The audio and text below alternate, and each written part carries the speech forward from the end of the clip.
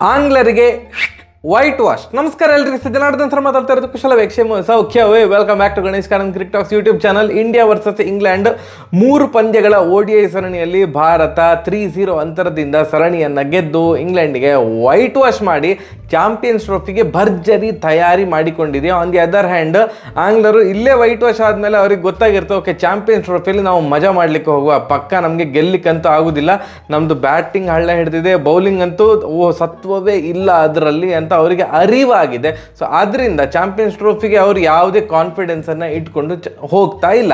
ಒಂದು ಸ್ವಲ್ಪ ಓಕೆ ಮಜಾ ಮಾಡುವ ಮಾರ್ರೆ ಅಂತ ಅಂದ್ಕೊಂಡು ಹೋಗ್ಬೋದು ಅಷ್ಟೇ. ಎಸ್, ನಿನ್ನೆ ಒಂದು ಅಪ್ಡೇಟ್ ಬಂದಿತ್ತು, ಅದನ್ನು ಈಗಲೇ ಹೇಳಿಬಿಡ್ತೇನೆ, ಅದಕ್ಕೊಂದು ಸಪ್ರೇಟಾಗಿ ವಿಡಿಯೋ ಮಾಡೋದಿಲ್ಲ. ಬುಮ್ರಾ ಅವರು ಒಫಿಷಿಯಲಿ ರೂಲ್ಡ್ ಔಟ್, ಚಾಂಪಿಯನ್ಸ್ ಟ್ರೋಫಿಗೆ ಅವರಿಲ್ಲ, ಹೀ ಈಸ್ ಇಂಜೂರ್ಡ್. ಆಸ್ಟ್ರೇಲಿಯಾದಲ್ಲಿ ಏನು ಟೆಸ್ಟ್ ಸರಣಿ ಲಾಸ್ಟ್ ಟೆಸ್ಟ್ ಮ್ಯಾಚ್ ಆಗುವಾಗ ಇಂಜೂರ್ ಆದ್ರಲ್ಲ, ಸೊ ಅವರು ಇನ್ನೂ ಸಹ ರಿಕವರ್ ಆಗಲಿಲ್ಲ. ಸೊ ಅವರ ಬದಲಿಗೆ ಈಗ ಹರ್ಷಿತ್ ರಾಣಾ ಹೇಗೆ ಇಂಗ್ಲೆಂಡ್ ಸೀರೀಸ್ಗೆ ಸೆಲೆಕ್ಟ್ ಆಗಿದ್ರು, ಹಾಗೆಯೇ ಚಾಂಪಿಯನ್ಸ್ ಟ್ರೋಫಿಗೆ ಸಹ ಬುಮ್ರಾ ಅವ್ರ ಬದಲಿಗೆ ಹರ್ಷಿತ್ ರಾಣಾ ಅವರು ಸೆಲೆಕ್ಟ್ ಆಗಿದ್ದಾರೆ. ಹಾಗೆ ಒಂದು ಬದಲಾವಣೆ ಮಾಡಿಕೊಂಡಿದ್ದಾರೆ, ಜೈಸ್ವಾಲ್ ಅವರು ತಂಡದಲ್ಲಿ ಇದ್ದಿದ್ರು, ಚಾಂಪಿಯನ್ಸ್ ಟ್ರೋಫಿಯ ಸ್ಕ್ವಾಡಲ್ಲಿ ಇದ್ದಿದ್ರು. ಬಟ್ ಈಗ ಗಿಲ್ ಈ ರೇಂಜಿಗೆ ಕ್ಲಿಕ್ ಆಗಿರೋದ್ರಿಂದ ಒಂದು ಡಿಸೈಡ್ ಮಾಡಿದೆ ಅಂತ ಅಂದ್ಕೊಳ್ತೇನೆ ಟೀಮ್ ಇಂಡಿಯಾ, ಇಲ್ಲ ಜೈಸ್ವಾಲನ್ನು ಕರ್ಕೊಂಡು ಕೂಡ ನಾವು ಅವರನ್ನು ಆಡಿಸ್ಲಿಕ್ಕೆ ಆಗೋದಿಲ್ಲ. ಸೊ ಆದ್ದರಿಂದ ಜೈಸ್ವಾಲ್ ಅವರ ಬದಲಿಗೆ ನಾವು ವರುಣ್ ಚಕ್ರವರ್ತಿ ಅವ್ರನ್ನ ಕರ್ಕೊಂಡು ಸ್ಪಿನ್ನನ್ನು ಇನ್ನೂ ಸಹ ಸ್ಟ್ರಾಂಗ್ ಮಾಡುವ, ಬೌಲಿಂಗ್ ಲೈನಪ್ಪನ್ನು ಇನ್ನೂ ಸಹ ಸ್ಟ್ರಾಂಗ್ ಮಾಡುವ ಅಂತ ಅಂದ್ಕೊಂಡು ಆ ಒಂದು ಬದಲಾವಣೆ ಮಾಡಿದೆ. ಸಿರಾಜಣ್ಣ ಮತ್ತು ದೂಬೆ ಮತ್ತು ಯಾರು ನಮ್ಮ ಜೈಸ್ವಾಲ್ ಅವರು ಬ್ಯಾಕಪ್ ಪ್ಲೇಯರ್ಸ್ ಆಗಿ ಇಂಡಿಯಾದಲ್ಲೇ ಇರ್ತಾರೆ. ಯಾವ ಥರ ಅಂತಂದರೆ, ಏನಾದ್ರು ಒಂದು ಸಿಚುವೇಶನ್ ಕ್ರಿಯೇಟ್ ಆಯಿತು, ಅಲ್ಲಿ ಸುಮಾರು ಜನ ಇಂಜೂರ್ಡ್ ಆದರು ಅಂತಂದರೆ ಅವರನ್ನು ಆಗ ರಿಪ್ಲೇಸ್ ಮಾಡಲಿಕ್ಕೆ ಅವರು ದುಬೈಗೆ ಹಾರಬೇಕಾಗ್ತದೆ. ಈ 3 ಜನ ಸದ್ಯಕ್ಕಂತೂ ಚಾಂಪಿಯನ್ಸ್ ಟ್ರೋಫಿಯ 15 ಜನರ ತಂಡದಲ್ಲಿ ಇವರೆಲ್ಲ ಇಲ್ಲ, ದೂಬೆ, ಸಿರಾಜಣ್ಣ ಮತ್ತು ಜೈಸ್ವಾಲ್ ಅವರಿಲ್ಲ. ಒಂಥರ ಬ್ಯಾಕಪ್, ಒಟ್ರಾಶಿ ಬ್ಯಾಕಪ್, ಎಲ್ಲಾರು ಅಗತ್ಯ ಬಿದ್ದರೆ ಮಾತ್ರ ಅವರು ದುಬೈಗೆ ಹಾರ್ತಾರೆ. ಎಸ್, ಈಗ ಮ್ಯಾಚಿನ ವಿಷಯಕ್ಕೆ ಬರೋದಾದರೆ, ಇವತ್ತು ಫಸ್ಟ್ 2 ಮ್ಯಾಚಲ್ಲಿ ಆದರೂ ಒಂದು ಏನು ಇಂಗ್ಲೆಂಡ್ ಒಂಚೂರು ಫೈಟ್ ಎಲ್ಲಿ ಕೊಟ್ಟಿತ್ತು ಅಂತಂದರೆ, ಒಂದು ಲಾಸ್ಟ್ ಮೂಮೆಂಟಲ್ಲಿ ದಡ್ಬಡ ಅಂತ ಭಾರತದ ಒಂದು 3 ವಿಕೆಟನ್ನು ಡಮ್ ಅಂತ ತೆಗೆದಾಕಿ, ಏನಪ್ಪ ಭಾರತದ ಹತ್ತಿರ ಹೋಗಿ ಆಲ್ಔಟ್ ಆಗ್ತಾರ ಅನ್ನುವಂಥ ಒಂದು ಅಷ್ಟಾದರೂ ಫೈಟ್ ಕೊಟ್ಟಿದ್ರು. ಬಟ್ ಇವತ್ತಿನ ಮ್ಯಾಚಲ್ಲಿ ಫೈಟ್ ಗೀಟ್ ಏನೂ ಇಲ್ಲ, ಕಂಪ್ಲೀಟ್ಲಿ ಶರಣಾಗತಿ. 142 ರನ್ಗಳ ಹೀನಾಯ ಸೋಲು ಇಂಗ್ಲೆಂಡ್ ತಂಡಕ್ಕೆ. ಫಸ್ಟ್ ಬ್ಯಾಟಿಂಗ್ ಮಾಡಿದ್ದು ಇವತ್ತು ಭಾರತ.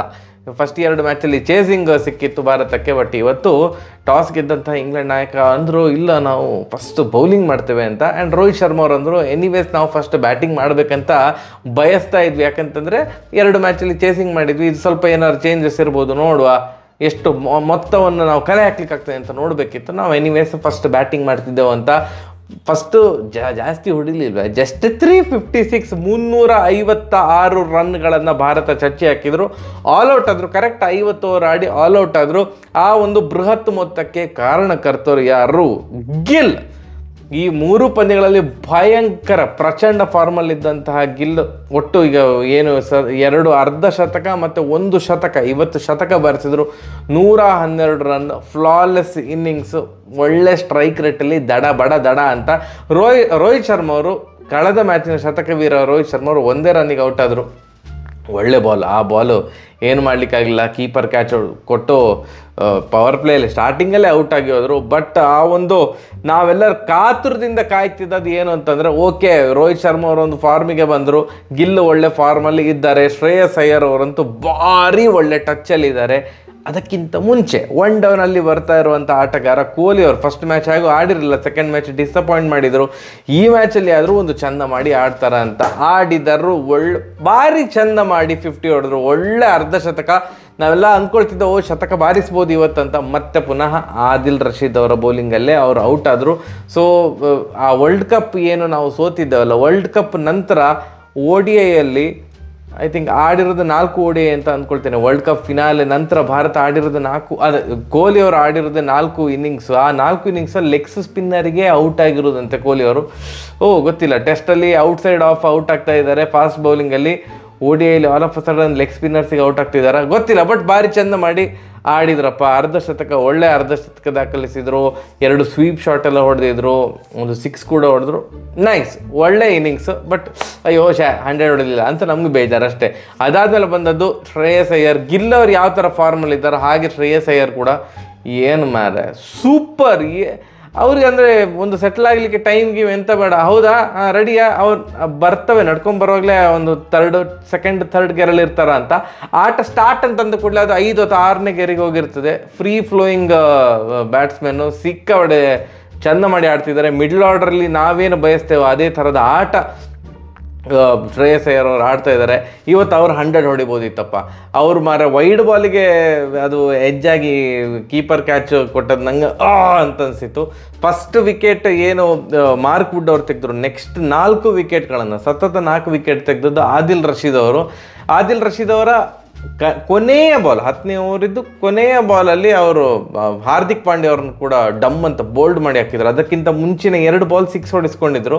ಇನ್ನೇನು 3ನೇ ಬಾಲು ಕ್ರೌಡೆಲ್ಲ 6 ಅಂತ ಹೇಳ್ತಿದ್ರು. ಬಟ್ ಹಾರ್ದಿಕ್ ಪಾಂಡ್ಯ ಅವರು ಡಿಫೆಂಡ್ ಮಾಡ್ಲಿಕ್ಕೆ ಹೋದ್ರು. But what a ball, clean bold. ಈ ನಮ್ಮ ಯಾರು ಇವರು ಗಿಲ್ಲು ಕೂಡ ಹಾಗೆ 100 ಎಲ್ಲ ಹೊಡೆದ ಮೇಲೆ ಫುಲ್ಲರ್ ಲೆಂತ್ ಡೆಲಿವರಿ. ಅವ್ರು ಮೊದಲೇ ಪ್ರೀ ಮೆಡಿಟೇಟ್ ಮಾಡಿದ್ರ ಅಂತ, ನಾನು ಈ ಬಾಲಿಗೆ ಸ್ವೀಪೇ ಹೊಡಿತೇನೆ ಅಂತ ಫುಲ್ಲರ್ ಲೆಂತ್ ಡೆಲಿವರಿಗೆ ಇದು ಮಾಡ್ಲಿಕ್ಕೆ ಹೋಗಿ ಸ್ವೀಪ್ ಮಾಡ್ಲಿಕ್ಕೆ ಹೋಗಿ ಅವರು ಬೋಲ್ಡ್ ಆದರು.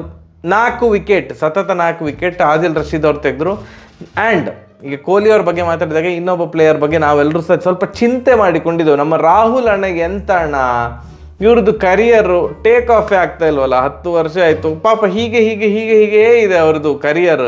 ಒಂದು ಚಂದ ಮಾಡಿ ಆಡಲಿ ಅಂತ ನಾವೆಲ್ಲ ಬಯಸ್ತಿದ್ದದ್ದು.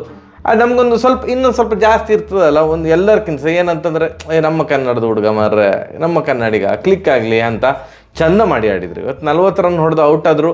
ಥ್ಯಾಂಕ್ಸ್ ಟು ಗಂಭೀರಣ್ಣ. ಇವತ್ತು ಪುಣ್ಯ ಅಪ್ ದ ಆರ್ಡರ್ ಕಳಿಸಿದ್ರು. ನಮ್ಮ ಯಾರು ರಾಹುಲ್ ಅವ್ರನ್ನ, ಅಕ್ಷರ್ ಪಟೇಲ್ ಅವ್ರನ್ನ ಕಳಿಸ್ಲಿಲ್ಲ. ಆ್ಯಂಡ್ ಚಂದ ಮಾಡಿ ಆಡಿ 40 ರನ್ ಹೊಡೆದು ಕೊನೆಗೆ ಒಳ್ಳೆ ಬಾಲಿಗೆ ಅದು LBW ಔಟ್ ಆದರು. 29 ಬಾಲಿಗೆ 40 ರನ್ ಹೊಡೆದು ರಾಹುಲ್ ಅವರು ಔಟ್ ಆದರು.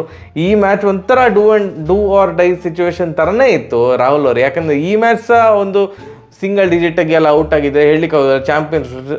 ಚಾಂಪಿಯನ್ಸ್ ಟ್ರೋಫಿಗೆ all of a sudden Pant ಅವ್ರನ್ನ ಹಾಕ್ಕೊಳ್ತಿದ್ರೆ ಪ್ಲೇಯಿಂಗ್ 11ಅಲ್ಲಿ ಗಂಭೀರ್ ಅವರು. ಸೊ ಈ ಮ್ಯಾಚಲ್ಲಿ ಕ್ಲಿಕ್ ಆಗಿರೋದ್ರಿಂದಾಗಿ ಇಲ್ಲ, ಇದು ಚಾಂಪಿಯನ್ಸ್ ಟ್ರೋಫಿಗೆ ಇದೇ ಟೀಮ್ ಇಟ್ಕೊಂಡೇ ಹೋಗ್ತಾರೆ. ಅಂದರೆ ಎಸ್ಪೆಷಲಿ ಬ್ಯಾಟಿಂಗ್ ಏನಿದೆ ಇದು ಚೇಂಜ್ ಮಾಡೋದಿಲ್ಲ, ಇವರನ್ನೇ ಇಟ್ಕೊಳ್ತಾರೆ ಅಂತ ಯಾಕೋ ನಂಗೆ ಅನ್ನಿಸ್ತಾ ಇದೆ. ಮತ್ತು ಓಕೆ, ಹಾರ್ದಿಕ್ ಪಾಂಡ್ಯ, ಅಕ್ಷರ್ ಪಟೇಲ್, ಇವತ್ತು ಜಡೇಜಾ ಅವ್ರಿಗೆ ರೆಸ್ಟ್ ಕೊಟ್ಟಿದ್ರು. ಇವ್ರು ಬಂದಿದ್ರು, ಯಾರು ಸುಂದರ್ ಅವರು ಬಂದಿದ್ರು. ಮತ್ತು ವರುಣ್ ಚಕ್ರವರ್ತಿ ಅವ್ರಿಗೆ ಸ್ವಲ್ಪ ಲೈಟಾಗಿ ಇಂಜುರಿ ಆಗಿರೋದ್ರಿಂದಾಗಿ ಕುಲ್ದೀಪ್ ಯಾದವ್ ಅವರು ಬಂದಿದ್ರು. ಹಾಗೆ ಶಮಿ ಅವ್ರ ಬದಲಿಗೆ ಹರ್ಷದೀಪ್ ಸಿಂಗ್ ಅವರಿಗೆ ಚಾನ್ಸ್ ಕೊಟ್ಟಿದ್ರು. ಈ 3 ಬದಲಾವಣೆ ಇತ್ತು. ಭಾರತ 356 ರನ್ ಹೊಡೆದ ಮೇಲೆ ಮತ್ತೆ ಇಂಗ್ಲೆಂಡ್ ಇದು ನಿಮಗೆ ಗೊತ್ತುಂಟು, ಅವ್ರದ್ದು ಫಸ್ಟ್ 2 ಮ್ಯಾಚಲ್ಲಿ ಫಸ್ಟ್ 10 ಓವರ್ ಭಾರಿ ಚಂದ ಮಾಡಿ ಆಡ್ತಿದ್ರು. ಇವತ್ತು 6 ಓವರ್ಗೆ ಸೀಮಿತ.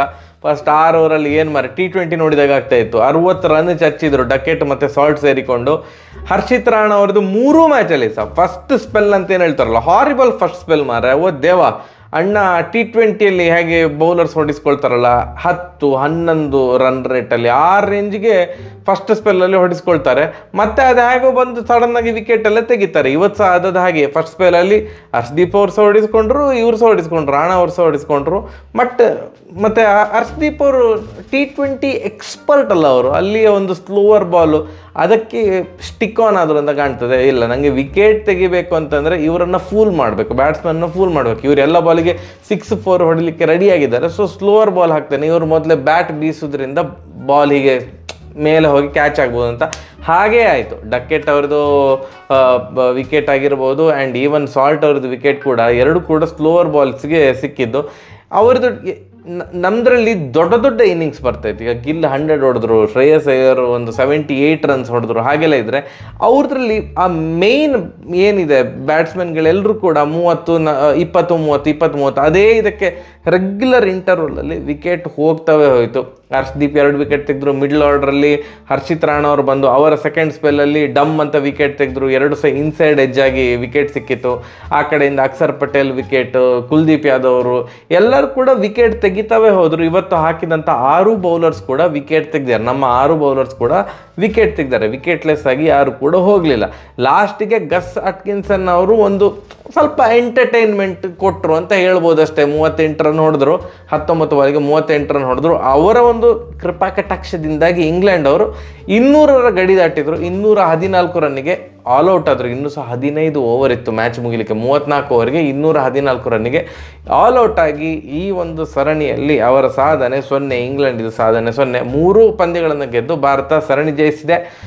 ಒಳ್ಳೆ ಪ್ರಿಪರೇಷನ್ ಜೊತೆ ಚಾಂಪಿಯನ್ಸ್ ಟ್ರೋಫಿ, ಆ ಪ್ರಿಪರೇಷನ್ ಅಂತ ಹೇಳಿಕೋದಿಲ್ಲ, 3 ಮ್ಯಾಚೆಲ್ಲ ಸಾಕಾಗೋದಿಲ್ಲ, ಬಟ್ ಒಳ್ಳೆ ಕಾನ್ಫಿಡೆನ್ಸ್ ಇಟ್ಕೊಂಡು ಅಟ್ಲೀಸ್ಟ್ ಭಾರತದ ಬ್ಯಾಟಿಂಗ್ ತಲೆನೋವು ಇಲ್ಲ.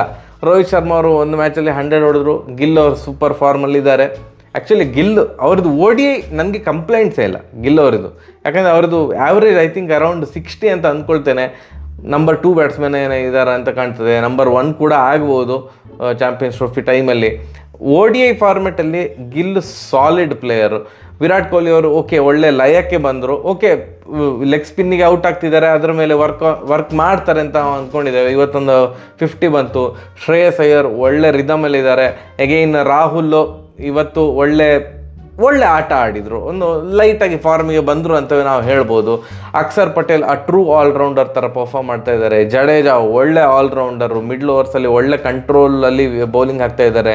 ಮತ್ತು ನಾವು ಹಾರ್ದಿಕ್ ಪಾಂಡ್ಯ ಅವ್ರ ಹತ್ರ ಏನು ಎಕ್ಸ್ಪೆಕ್ಟ್ ಮಾಡೋದು, ಫಿನಿಷರ್ ರೋಲ್. ಇವತ್ತು ಸಾಗೆ 2 ಬಾಲ್ 2 ಸಿಕ್ಸ್ ಎಲ್ಲ ಹೊಡೆದ್ರು, ಬ್ಯಾಟ್ ಫ್ಲೋ ಒಳ್ಳೆ ಉಂಟು.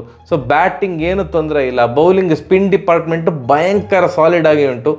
ಒಂದೇ ಟೆನ್ಷನ್ ಅಂದರೆ ನಮ್ಮ ಫಾಸ್ಟ್ ಬೌಲಿಂಗ್ ಯೂನಿಟ್. ಶಮಿ ಅವ್ರ ಹತ್ರ ನಾವೇನು ಎಕ್ಸ್ಪೆಕ್ಟ್ ಮಾಡ್ತಿದ್ದೇವೆ ಆ ಥರದ ಬೌಲಿಂಗ್ ಏನು ಫಸ್ಟ್ 2 ಮ್ಯಾಚಲ್ಲಿ ನಮಗೇನು ನೋಡಲಿಕ್ಕೆ ಸಿಗಲಿಲ್ಲ. ಈವನ್ T20ಯಲ್ಲಿ ಸಹ he was very average. Harshit Rana extremely inexperienced bowler. First ಸ್ಪೆಲ್ಲಲ್ಲಿ ಅಂತೂ ಅಣ್ಣನ ನಂಬಲಿಕ್ಕೆ ಆಗೋದಿಲ್ಲ. ಹರ್ಷ್ದೀಪ್ ಸಿಂಗ್ ಅವರಿಗೆ ಚಾನ್ಸ್ ಸಿಗ್ತದೆ ಇಲ್ವ ಅಂತ ಗೊತ್ತಿಲ್ಲ. ಫಾಸ್ಟ್ ಬೌಲಿಂಗ್ ಯೂನಿಟ್ ಏನಿದೆ ಅದು ತುಂಬ ವೀಕ್ ಅನ್ನೋದಕ್ಕಿಂತ ಸಹ ಅಷ್ಟೇನು ಫೈರ್ ಆಗ್ತಾ ಇಲ್ಲ. ಎಸ್ ವಿಕೆಟ್ ತೆಗಿತಾ ಇದ್ದಾರೆ, ಬಟ್ ನಾವು ಆ ಒಂದು ಸ್ಟಾರ್ಟಿಂಗ್ ಏನು ಫಸ್ಟ್ 10 ಓವರ್ಸಲ್ಲಿ ಕಂಟ್ರೋಲ್ಡ್ ಬೌಲಿಂಗ್ ಏನು ಎಕ್ಸ್ಪೆಕ್ಟ್ ಮಾಡ್ತೇವಲ್ಲ ಆ ಥರದ ಕಂಟ್ರೋಲ್ಡ್ ಬೌಲಿಂಗ್ ಒಂದು ಬರ್ತಾ ಇಲ್ಲ. ಬಿಟ್ಟರೆ overall team is looking super. Especially playing 11ಇಂದ ಏನು ಬ್ಯಾಟ್ಸ್ಮೆನ್ ನಾವು ನೋಡಿದರೆ ಏನು ಚೇಂಜ್ ಆಗೋದಿಲ್ಲ, ಇವರೇ ಆಡ್ತಾರೆ. Majority of the matches champions ಟ್ರೋಫಿಯಲ್ಲಿ ಇದೇ ಪ್ಲೇಯರ್ಸೇ ಆಡ್ತಾರೆ. ರೋಹಿತ್ ಶರ್ಮಾ, ಗಿಲ್, ಅದಾದಮೇಲೆ ಕೊಹ್ಲಿ, ಅದಾದಮೇಲೆ ಶ್ರೇಯಸ್ ಅಯ್ಯರ್, ಅದಾದಮೇಲೆ ರಾಹುಲ್, ಅದಾದಮೇಲೆ depending on the situation Akshar Patel ಅಥವಾ ಹಾರ್ದಿಕ್ ಪಾಂಡ್ಯ, ಅದಾದಮೇಲೆ ಜಡೇಜಾ, ಈ ಥರ ಇವರೇ ಆಡ್ತಾರೆ. ತಂಡದಲ್ಲಿ ಏನು ಬದಲಾವಣೆ ಆಗೋದಿಲ್ಲ ಅಂತ ಅಂದ್ಕೊಳ್ತೇನೆ. ಬ್ಯಾಟಿಂಗಲ್ಲಿ, ಬೌಲಿಂಗಲ್ಲಿ ಸ್ವಲ್ಪ ಆಚೆ ಬದಲಾವಣೆ ಆಗ್ತದೆ. ನಿಮಗೆ ಈ ಮ್ಯಾಚ್ ಏನು ಅನ್ನಿಸುತ್ತೆ ಅಂತ ಕಮೆಂಟ್ ಸೆಕ್ಷನಲ್ಲಿ ತಿಳಿಸಿ. ಸರಿಯಾಗಿದೆ ಬರುವ ನಮಸ್ಕಾರ.